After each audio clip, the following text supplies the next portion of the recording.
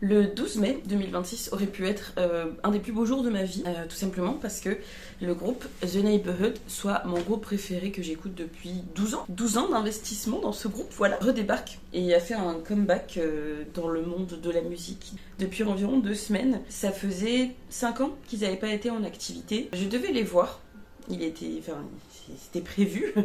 Et c'était prévu que je les vois en 2021 parce qu'en 2019 ils ont annoncé une tournée avec des dates, billetterie, tout ça. Je me suis évidemment empressée d'acheter ce billet donc en 2019. En 2019, en février, on ne savait pas encore qu'il allait y avoir le Covid. Un concert qui a donc été décalé 2 fois puis finalement annulé. En tout cas, ils ont annulé toutes les dates européennes qui restaient, donc je pense il me semble une dizaine de dates. Donc pas de The Neighborhood pour Didi. Après cet événement, finalement, ils ont arrêté d'être actifs. Je crois que le chanteur du groupe a fait une carrière solo que je suis pas allée écouter ce qu'il a fait en termes de projet. Le dernier album d'ailleurs qu'ils avaient sorti avant leur pause, je l'ai écouté vite fait, vaguement, mais j'ai pas pris le temps vraiment de l'écouter. J'avoue que j'étais un peu deg parce que j'attendais ce concert depuis très longtemps. Depuis très longtemps là. Et oui, c'est genre mon deuxième projet dans ma vie, qui va bientôt disparaître du coup. Et donc, il y a 1 semaine et demie, le groupe réapparaît sur les réseaux sociaux. J'ai une notification. J'allais me coucher, il était extrêmement tard, il était 2h du matin.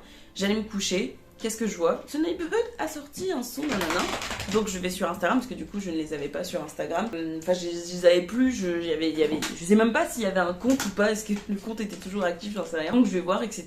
Je regarde ce qui se passe sur les autres, je vais voir sur TikTok, parce que maintenant j'ai TikTok, etc. Et je vois qu'ils ont sorti 3 sons. J'ai d'ailleurs fait une react, et je vous le dis, du coup maintenant cette react va disparaître de la chaîne bientôt. Et donc j'écoute les chansons, nanana, je vais voir sur leur réseau qu'est-ce qui se passe. Donc je vois qu'ils annoncent que le 14 novembre ils vont sortir un album. Et c'est pas il y a quelques jours qu'ils annoncent ceci, une tournée mondiale. Et là je me dis mais c'est génial, la moi de 15 ans va être très heureuse. La moi de 20 ans du coup, ou 21 ans, je sais plus quel âge j'avais en 2019, va prendre sa revanche sur ce concert qu'elle n'a jamais vu. Et en fait, non. On n'ira pas au concert. J'ai eu ma place. Je me suis battue sur Ticketmaster pendant 36 minutes alors que j'étais 70 000, non pas 70 000, je sais pas, 14 millième de... Vous savez, la file d'attente interminable là, de Ticketmaster. Une prévente. Et donc je fais la prévente mercredi, je fais la vente le jeudi. Je me bats sur Ticketmaster et je suis là, s'il vous plaît. Je suis dans mon lit à 9h30 là, à attendre que ça ouvre et tout ça. Je vois 10h. 10h06, 10h08, j'ai mis 10h10, je suis toujours pas sur le site. Il y aura plus de place, il n'y avait plus de place. Les vrais, ils savent la technique. Faut refresh. Tu ponces la page Ticketmaster et à un moment donné, mon panier se valide. Donc j'ai une 4-1, je suis super bien placée. Je pleure dans mon lit de joie. Bon, pas non plus des grosses larmes, mais des petites larmichettes en mode...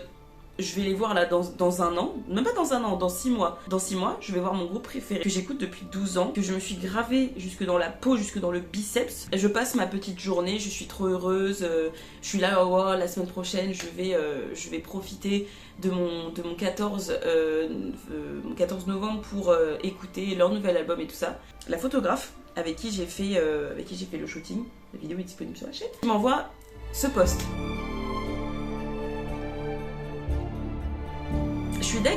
Je suis deg, ça m'a pourri mon groove, ça m'a pourri une partie de ma soirée. Et en fait, en allant effectivement sur des TikTok, parce que du coup maintenant mon TikTok ne me propose que des verticals de The Neighborhood, parce que du coup il y a pas longtemps, j'imagine, ils ont fait un meet and greet avec des fans, justement pour toute la promo de l'album, etc. C'est pas que je vois du coup les commentaires des gens, et effectivement, en allant me renseigner, le batteur du groupe a donc été accusé par la chanteuse du groupe The Marias, que je ne connais pas, mais ça tombe bien, je vais maintenant aller écouter ce groupe pour soutenir cette madame.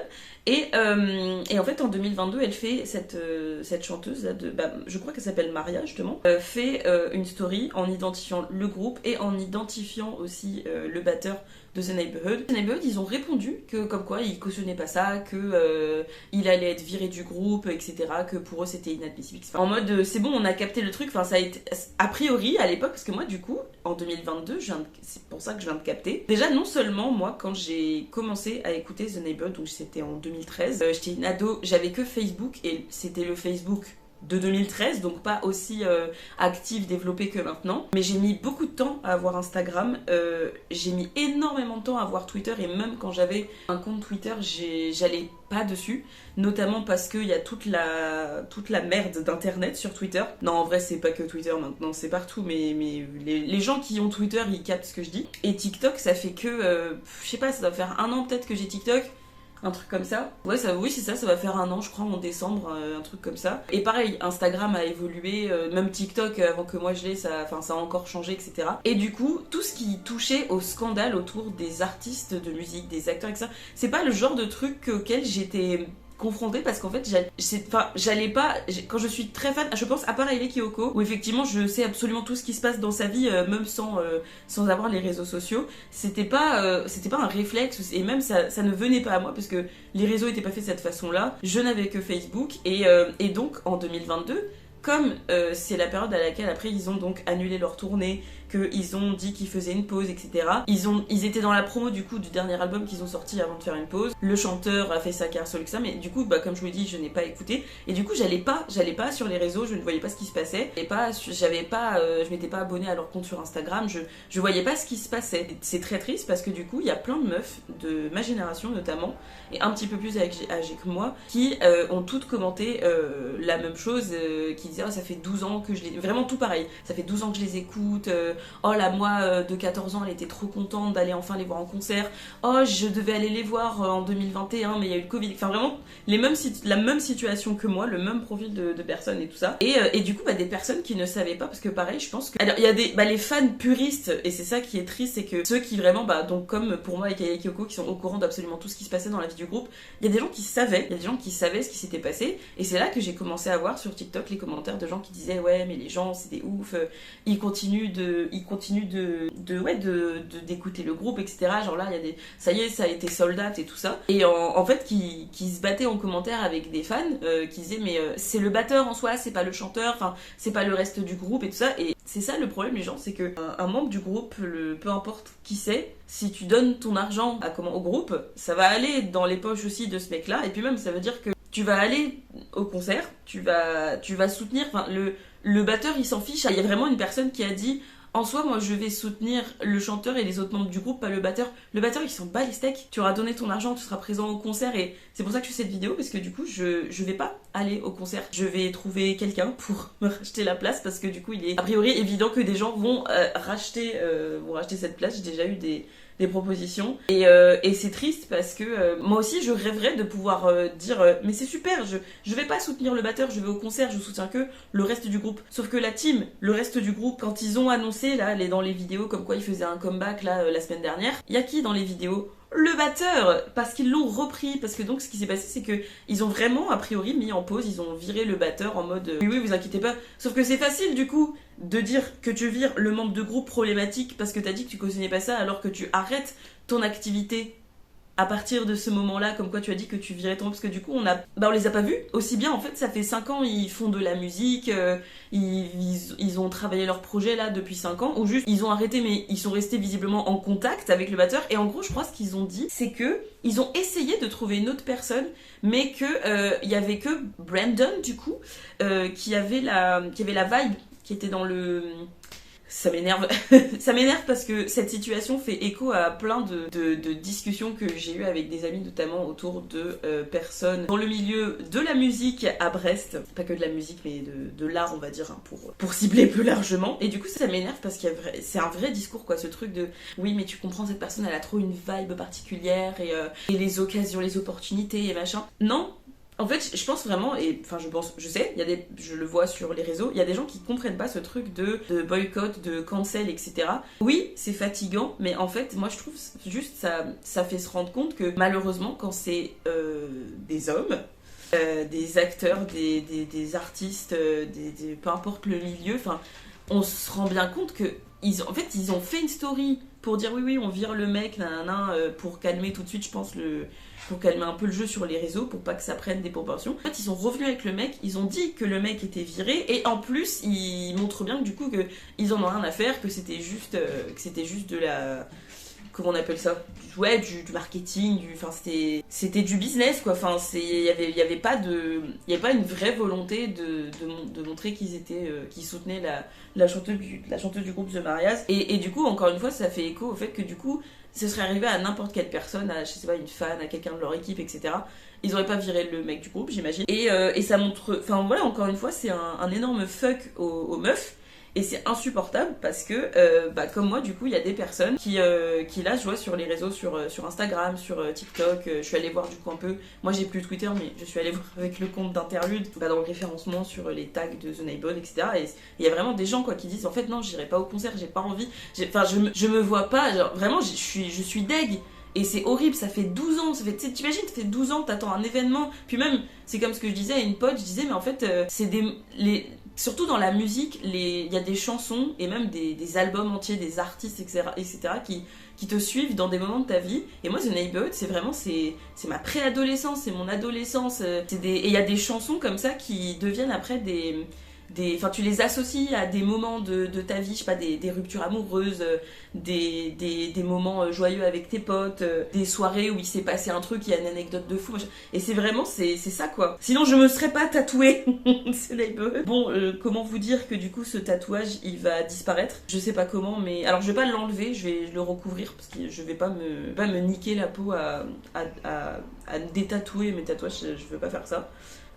Jamais. Donc je pense que ma tatoueuse va se faire un plaisir encore plus, je pense, avec le contexte et tout, de recouvrir ce tatouage. Je vais douiller en plus, c'est le pire endroit. Vraiment, c'est le tatouage avec celui que j'ai fait là récemment, ça fait le plus mal. Donc c'est super, je vais redouiller parce qu'ils ont fait de la D, c'est trop bien. C'est super là. Et du coup, voilà, je suis dépitée parce que j'ai l'impression que. J'ai l'impression maintenant que dès que c'est. Enfin là, dites-vous, c'est horrible parce que donc j'ai pas eu de place pour Bad Bunny. Et ma réflexion, c'est. Ça se trouve, on va apprendre. C'est horrible, tu vois, ça se trouve, non, mais ça se trouve, on va apprendre dans quelques mois que Bad Bunny, il a agressé quelqu'un. Qu'il a agressé une femme. C'est comme le chanteur là, David, je crois que ma soeur, elle kiffait, qui je crois en plus a participé, si je dis pas de conneries, à la BO de Arcane. Ben il a tué une gamine de 15 ou 16 ans qu'on a retrouvée dans sa voiture. Enfin, puis apparemment il y avait une chanson où quasiment limite il faisait des aveux. Enfin bref, et t'es là genre. On n'a plus aucun espoir. Parce que du coup, moi, il y a quelques années, quand il y avait des discours de femmes, d'artistes ou lectrices, tout ça, qui disaient, en fait, là, je suis arrivée à un stade où je veux même plus soutenir n'importe quelle œuvre qui sera faite par un homme. Et j'étais là, genre, ouais, mais c'est trop triste, c'est trop, enfin, c'est trop, quoi. C'est, comment on appelle ça, c'est trop extrême, c'est dommage, quoi. Et en fait, je suis vraiment en train de... Plus les années passent, les gens, et je suis en mode... En fait, à part Hailey Kiyoko ou d'autres artistes féminines, il y a très peu de... Là, je pense, à part BMTH, j'ai plus d'espoir. Je suis vraiment en mode... en fait, demain, là, on n'est pas à l'abri. Et, enfin, vraiment, littéralement, le jour où j'ai ma place, que j'étais quelque part pas censée avoir, parce que ce qui se passe souvent, c'est que les gens ils restent sur le site alors que la vente, techniquement, elle est clôturée. Et en fait, je pense que... en fait, c'est les paliers des gens qui bug. Et il y a eu une place j'ai réussi à avoir une place et je suis là genre c'est trop triste parce que j'aurais été deg de pas avoir de place, mais du coup là je dois me faire chier à revendre la place parce que ouais je veux pas donner mon argent pour ça. Alors après voilà, c'est très bien, ça fait toujours débat parce qu'en plus là en ce moment il y a beaucoup de débats autour de Chine, etc. de la façon de consommer des gens, puis même la cancel culture, ça fait des années là qu'il y a des débats là-dessus, et je sais qu'il y a des gens qui vont dire oui mais tu veux pas soutenir ça, mais tu vas aller soutenir d'autres trucs qui sont pas en accord avec des valeurs ou les valeurs humaines, etc. On fait au mieux les gens. Maintenant, moi je trouve qu'il y a, comment dire, alors pas en comparaison avec Chine, parce que Chine c'est horrible, les conditions, et genre là ce qui se passe, l'histoire de la poupée, tout c'est horrible. Il y a des trucs que tu peux faire vraiment, tu peux agir très rapidement. Et là, moi, mon action, c'est de revendre ma place pour ne pas aller au concert. Il y a des trucs, évidemment, sur lesquels je pourrais être beaucoup plus... Enfin, je travaille dessus à essayer d'être clean sur... c'est toujours ça, sur la façon de consommer, la façon d'acheter, etc. Et c'est vrai que... ça dépite parce que en fait je vois bien quand j'ai vu les commentaires des gens cette histoire de qui tu crois, comment tu soutiens, etc. Moi par rapport à la musique, par rapport aux artistes, on a fait un débat comme ça sur Gérard Depardieu à un repas de famille, j'aurai toujours des super refs et des super souvenirs d'Astérix et Obélix Mission Cléopâtre, mais je veux pas, en fait une fois que tu sais, pour moi, tu peux pas, tu peux plus voir le truc de la même façon. Et voilà, donc bah, c'est The Neighborhood, c'est fini. C'est horrible, c'est dit comme ça, genre, les gars, j'ai un tatouage de, enfin, c'est le titre de c'est lui là. Donc ça c'est pareil, ça va dégager, je sais pas. Je vais recycler, je vais en faire une déco. Je vais péta le boîtier. Tiens, rien à foutre de mettre mes gros doigts dessus là. Et le CD, je vais en faire une déco. Il y a plein de déco fun à faire avec des CD. Donc ça là, plus rien à foutre. C'est violent. Je suis vénère. Ça me gave.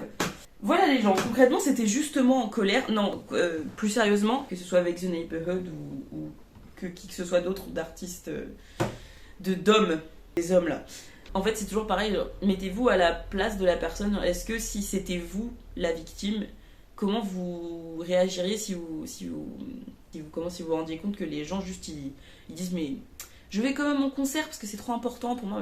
C'est quoi le plus important finalement? Enfin, oui, ça t'enlève du coup un moment de ta vie, du coup moi c'est ça me brouille un peu ce que je vous disais, mes souvenirs d'ado, Enfin, du coup, il y a vraiment, c'est une énorme partie de ma playlist qui se barre, mais malheureusement, il y a eu ça avec d'autres artistes. J'ai un groupe de métal, pareil d'ailleurs, j'ai toujours les albums là qu'il faut que je. Après voilà, de toute façon, l'argent il est donné depuis. Ça fait 12 ans que l'argent il est donné là. Mais pareil, c'est des artistes qui soutiennent Trump. L'Homme Pâle, j'ai arrêté d'écouter L'Homme Pâle. Enfin, il y a des artistes brestois que je soutenais, que c'est bon, c'est fini. Et en fait, c'est ça, une fois que tu sais, pour moi c'est mort, tu peux plus avoir le même regard. Si c'est vraiment important pour toi, et c'est pour ça que c'est très énervant sur les réseaux, si c'est vraiment important pour toi que enfin je sais pas, c'est des trucs qui peuvent. En plus moi c'est des trucs qui touchent personnellement, surtout en tant que femme, il y a vraiment c'est un sujet qui touche des gens de mon entourage. Et je me verrai pas. Je soutiens pas le batteur, je soutiens ça. Ça veut dire que pendant une partie du concert, tu vas te dire ouais, et puis quand le batteur il sera mis en évidence, tu vas juste te mute. Non, tu seras au concert, tu vas donner ton argent, c'est niqué en fait, c'est trop tard. Donc, c'est chiant, de la remise en question, je sais, c'est la culpabilité et tout ça, c'est relou. Moi, le point positif, c'est que je vais récupérer de l'argent. Voilà, il faut toujours voir le positif. Et puis, je vais aller découvrir The Marias, ça va me faire un nouveau groupe à écouter, j'adore ça. Donc, voilà, les gens, je suis deg, concrètement, mais c'est rien, enfin je veux dire, voilà, faut relativiser. Moi c'est plus, ça me dépite dans le sens où je suis dépitée de manière générale d'apprendre tous les jours que un homme a fait de la D, parce que voilà, on arrive à un stade où on n'a plus trop d'espoir. Et voilà, encore une fois, je trouve ça horrible parce que la réflexion maintenant que j'ai, c'est quand je découvre, voilà, quand je vais aller voir un film qui a été géré, produit, imaginé par un homme des artistes, enfin peu importe, les youtubeurs, les gens sur les réseaux, je me dis mais en fait ça se trouve là je suis en train de m'investir, je suis en train de me créer des souvenirs, de me créer des rêves avec des potes et tout dans un truc où en fait du jour au lendemain je vais devoir arrêter de soutenir ces gens-là et de regarder ces gens-là parce que c'est déjà arrivé, hein, ça arrive encore à regarder. Mais je me dis c'est triste, on est en 2025 et j'ai l'impression que c'est de pire en pire. Et aux gens qui disent mais moi je pense que c'est pas vrai parce que c'est tout le monde en même temps. Maintenant c'est juste, ça s'appelle l'évolution des réseaux sociaux, des médias, et c'est pas que ça n'arrivait pas avant les gens, c'est juste que les gens ils ont plus l'occasion d'en parler et de mettre ça en avant. On va tous continuer de réfléchir à notre façon de consommer, de soutenir les artistes, etc. Moi, je vous fais de gros poutous baveux les gens. Je vais pleurer intérieurement encore, je pense, pendant quelques jours. Mais ça va aller. Clairement, je suis pas la personne la plus à plaindre dans cette situation. Donc, The Neighborhood, encore une fois, c'est fini. Salut, bye bye. La vidéo va disparaître, pas celle-là, hein, l'autre va disparaître de ma chaîne. Et moi, je vous fais des gros poutous baveux. Et à la semaine prochaine. Salut, salut.